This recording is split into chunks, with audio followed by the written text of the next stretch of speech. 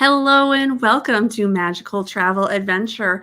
I am Lauren, your host, and I am here today to talk about some Hollywood Studios touring plans. And I've been doing this as a series, so I've already done Magic Kingdom and Epcot, so you can check those videos out. And the resource that I use is actually below, so if you would like to use it, you can. And again, if you like, subscribe and hit that bell notification, that would be great. So I can continue to do these videos for you. And also, I am a travel advisor, so my information is below if you would like to use me. So let's talk about Hollywood Studios. Now, this is a park that I typically will only do in the morning, or I park hop to this park. I just find that it is a park that I only want to do small parts of the day. So with this resource, I started here with, if I had like my toddler with me, the things that we would do. So my must-dos would be Mickey and Minnie's, Toy Story Mania, Alien Swirling Saucers, a Muppet 3D, and Meeting Olaf. Those are my only must-dos. And how I would maybe stagger that is, or what I normally do is, we try for Mickey and Minnie's for Rope Drop. And then Toy Story Mania is what I do for Genie Plus. I do use Genie Plus. It's just so much easier with a toddler for me, just to, prioritize those two things. So I know that we're going to Rope Drop Mickey and Minnie's Runaway Railway and then get my Genie Plus for Toy Story Mania. Now, I don't have to worry with this about Slinky Dog or Rise the Resistance or Smuggler's Run. So that does help me a bit with this planning process when, I'm going with my child. And I don't need a Genie Plus for Muppet 3D Vision, and I probably don't need it for Meeting Olaf if I hit it at the right time. So then I can kind of decide if I want to do Smuggler's Run with my son, if he'll do it. The Mickey Shorts is like, it's just a possible thing. Indiana Jones Epic Stunt Spectacular. I am one that likes air conditioning. So if it's really hot that day, I'm definitely not going to do that. The Frozen sing-along I will do, and I actually would probably only do that with the Genie Plus because I do not like to wait. I just find that you wait so long in line and then you're waiting in the queue and then you sit down. It takes a long time sometimes to do some of those things. Now, Star Wars Launch Bay opened. I'm not sure if my son will go and meet the characters, so that's why that's there. The Disney Junior Dance Party, my son's not huge into the Disney Junior characters, so we'll see if we can. Lightning McQueen's Racing Academy, we do try and do. However, it's very hard for us to fit this into our schedule, no matter when we go, what we do, or anything like that. So it's really hard for us to fit this in. So I only do it if we can. And then if we meet the Disney stars on the red carpet, we'll try, but not very often. Then the rest of the stuff we will skip. It does pain me a little bit to skip Slinky Dog. I've done Rise of the Resistance a lot, so I think if you've never done it, you definitely should do it. But with a toddler, my toddler would never go on this, so I wouldn't even bother with that. I can't do Star Tours. I've talked about Beauty and the Beast at Epcot. I have no interest in that, so I don't have any interest in Hollywood Studios. Can't do Rock and Roller Coaster myself. My son is not tall enough, and no interest in Tower of Terror. Maybe someday if my son is really into it, I will do it again. So that's what I would do for a toddler. Sorry, my screen's a little off. Now, let's say I had like 8 to 10-year-olds.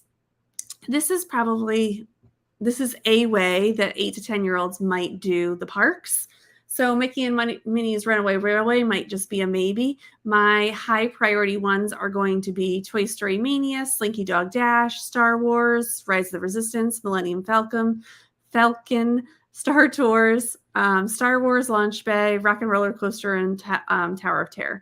And this is like all the thrill rides. And this is why I would definitely recommend 2 separate days or park hopping with this kind of a schedule, because this is a lot of must-dos. And yes, in a day you might be able to get all those in, but you probably will not be able to get in anything else. So you would not be able to do a table service restaurant. You would not be able to get into Oga's. Like, it would be pretty tight to do all of this stuff, and you'd have to be going like the whole time. And like the ride lines will have to work all for you. So if this is my plan, what I would do is I would really try, probably, I would buy the individual Lightning Lane for Rise of the Resistance and try and get Genie Plus for Slinky Dog Dash.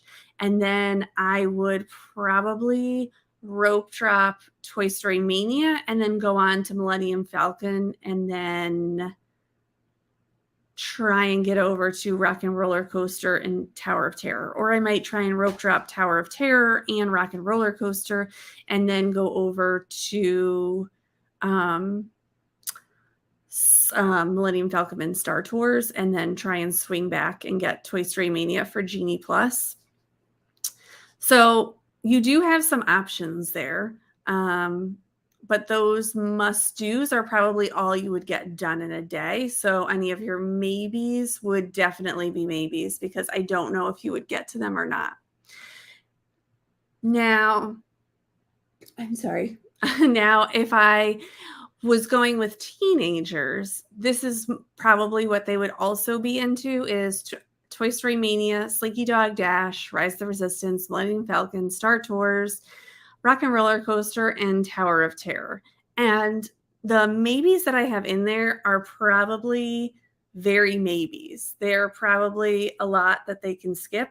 So I do think if you just, like, these must-dos are like what I feel like teenagers are really, really into, and that's what they're going to want to do. They're not going to really want to do the maybes, or they won't really care about the maybes. The 8 to 10-year-olds sometimes care about having like things that they've done in the past or things like that. So you know your kids, you know when you're traveling, you know, you have to be flexible, but it's kind of fun as a family to come and sit down and kind of fill this out and figure out what it is that you want to do. And again, the resources below if you have any interest in using it. But the big thing that I will say is that everyone is going to design what their day is differently. That's why I can give you these recommendations, but you might think, hey, I actually don't like that ride, or no, my teenagers don't like that ride and they totally love Mickey and Minnie's and we have to ride it 3 times. That's fine. I'm just trying to give you some options or some things that might come up when you are traveling, and to kind of look at what some of these rides are. It really does help to plan that out. And it's kind of like a fun activity as a family. My son loves going through it. We have like the kids' Birnbaum book, and he likes to go through it that way. And we do each park, like we split it up for a week. And we do each park for about a week and talk about it. And it just gets him excited, and I show him videos. So these are all things that you can do as you're getting ready for your trip. It's such a good idea to get your kids involved, kind of get them excited about it, especially if you have kids who are a little nervous about the unknown. It really helps them when they go to Disney, because I've experienced with that with my kid, that getting to know and seeing some of the stuff ahead of time doesn't take away any of the magic. It really just helps you to have a more fluid experience when you go. And hey, they still might not have a fluid experience, but it's just the way it kind of is. So you want to prepare them the best you can. And this is one great fun way that you can do all as a family or all as a group. All right, that will do it for today's show. I hope that you enjoyed it. And we have about one more week of this live of every day in July to better help you plan your trips. So hopefully this is helping you as you're planning your Disney, Universal, or cruise vacation. And I will see you next time on Magical Travel Adventure. Bye.